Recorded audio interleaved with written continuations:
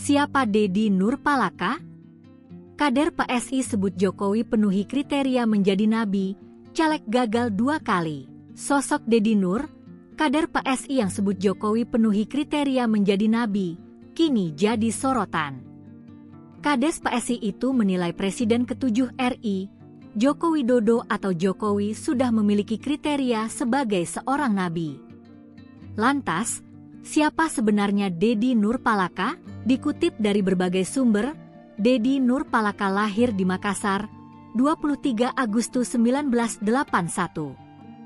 Dia merupakan lulusan D4 S1 yang berprofesi sebagai juru masak. Sebelum terjun ke dunia politik, Deddy Nurpalaka pernah bekerja sebagai kepala koki atau head chef di salah satu restoran Cina di Amerika Serikat.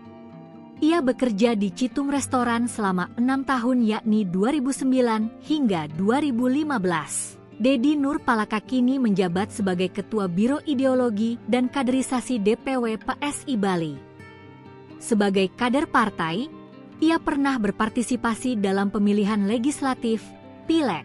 Ia pernah menjadi salah satu calon legislatif, caleg, untuk DPR RI dari Dapil Bali dalam pemilu 2019 dan pemilu 2024. 2 kali mencoba, Deddy Nurpalaka mengalami 2 kali kegagalan. Meski demikian, ia mengaku tak kapok dan berniat kembali mencalonkan diri sebagai anggota DPR RI bersama PSI dalam pemilu 2029.